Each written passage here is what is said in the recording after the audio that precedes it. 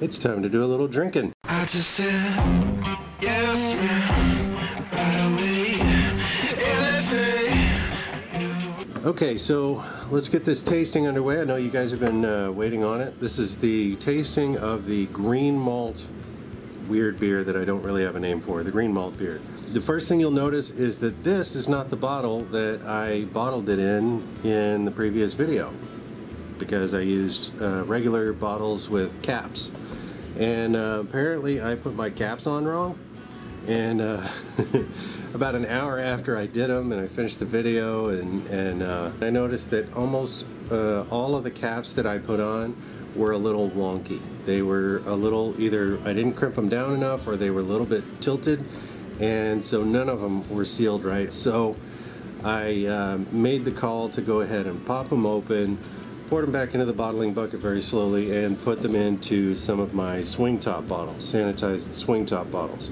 I honestly prefer these because it's kind of an idiot-proof way to cap the beer, and I don't know why I didn't do that in the first place. So I think from now on I'm just going to use these. I always suck at putting the caps on. So anyway, back to the beer. Here's one really cool thing. Remember how cloudy it was? Let's see if we can get a shot of this in the bottle. There we go. See how clear that got? Really, really cool. I'm very impressed with that, and I thought it was going to get a really monster chill haze in the refrigerator, but it didn't. Let's give it a shot. Might be a little overcarbonated. Alright, I think that's enough for right now. Let's see if we can get some good light on the subject. Ooh. Yeah.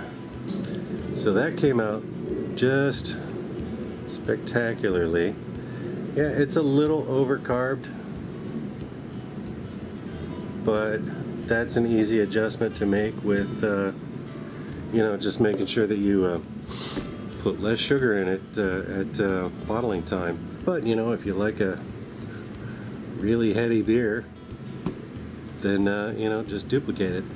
But, so as far as color, we've got a nice reddy amber thing going on, and this is kind of what I was hoping to get. I'm really happy with that. It was my own recipe, and I wasn't sure what the hell was going to happen. Let's find out if it smells good. Okay.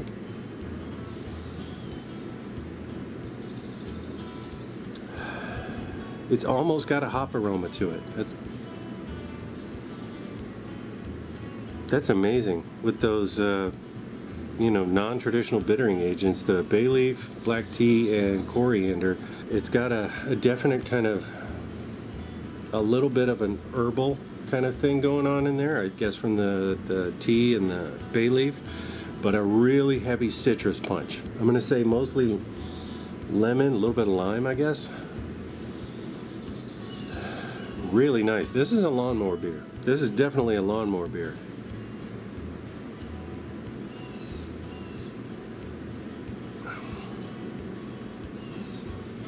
Wow, that's really good. A lot of citrus in this one. Almost tangy. No, it is tangy. Yeah, it's definitely tangy. A little bit on the back of the tongue there. It's not a malt forward beer, that's for sure.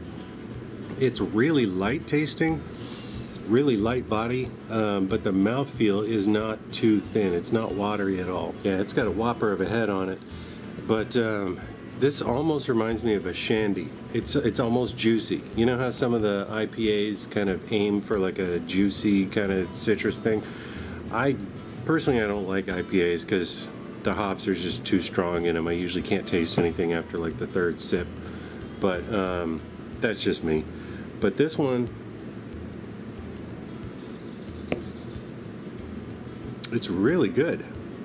This is, like I said, definitely a lawnmower beer. It's light, it's crisp, and it's got that serious citrus character to it, but there's not a lot of bitterness. There is kind of almost a substitute bitterness, maybe from the tannin from the black tea. I'm not quite sure. When you're home brewing, you're looking for the IBU number. I prefer like around 20s, in the 20s. I would say this one's probably around like 15 or 10 or 15, something like that. So it's not crazy bitter at all, but it's got a crap ton of flavor. I like it. This is definitely a chilling out on the deck kind of thing. After a hot day, yeah.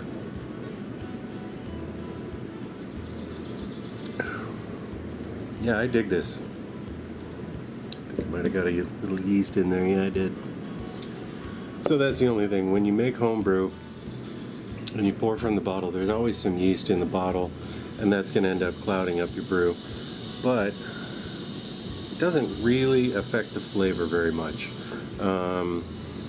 Actually, the Germans, for stuff like Hefeweizen, they'll swirl the bottle and pour the yeast in there because they want that flavor for certain types of beer. It's definitely tangy. I mean, it's super citrusy, but it's got that kind of juicy thing that that makes me think, you know, like shandy or one of those crazy citrus hop overload, Hopzilla, whatever beers. But I can keep drinking it. It's not so bitter with the IBU count that I can't continue drinking it. But that's, like I said, just my own personal taste. So, is this a workable recipe? Absolutely. I might dial back the coriander a little bit just to see if maybe some of the malt character would come through a little bit more. This is actually something that makes me think it would go well with some black pepper. I've heard of people using a little bit of black pepper in their bittering just to add a different character, and honestly I think this could do it. If you've ever had a rye beer, that kind of peppery note, I think this could do with a little bit of peppercorn in there that I may try at some point in the future. Yeah, really the only problem with it is it's overcarb and the citrus character is a little bit too high. So if you're going to make this recipe, maybe drop that coriander down to 1/4 teaspoon instead of 1/2 teaspoon. So the takeaway from this beer is that you can absolutely use green malt, and successfully. So if you're going to make your own malt, barley, corn, oats, whatever malt you're going to make, you can use it green if you're going to use it right away, because it'll spoil on you if you don't. It'll start molding up pretty fast. If you have an immediate use for green malt, use it. Absolutely. It doesn't affect the flavor at all. There's no grassy note, there's no alfalfa, fresh cut yard kind of thing going on with this at all. It's fantastic. And that means that your malting process doesn't take as long, because normally you have to spend about 2 to 3 days on the drying process. So now we just figured out that you don't need to do that if you're going to use it right away. So that's definitely a bonus. I'm definitely going to do some looking into some of the more non-traditional bittering agents, because before the German beer purity law, the Reinheitsgebot, I can't remember the year that was, but before that, people were using just about anything for bittering agents. Fenugreek is another herb that people would use. So I mean, there's all kinds. Juniper, that's another one. So you can use lots of different things, and I think I'm going to do some research into that and see if I can come up with some other combinations, because I like the fact that this is weird. It shouldn't taste this good with stuff from my kitchen spice cabinet, you know. But that's it. I hope you enjoyed the tasting video. I hope you, if you haven't seen the brew video, I'll put a link for it right up there. Bearded and Bored t-shirts available now. Alright, so if you learned anything from watching this video, I learned a crap ton. You can use green malt, learned how to harvest my own yeast, learned how to sort of toast my own grains, and learned I can bitter the beer with just about anything. If you enjoyed that, do me a favor, hit the like button, because it really helps out the channel.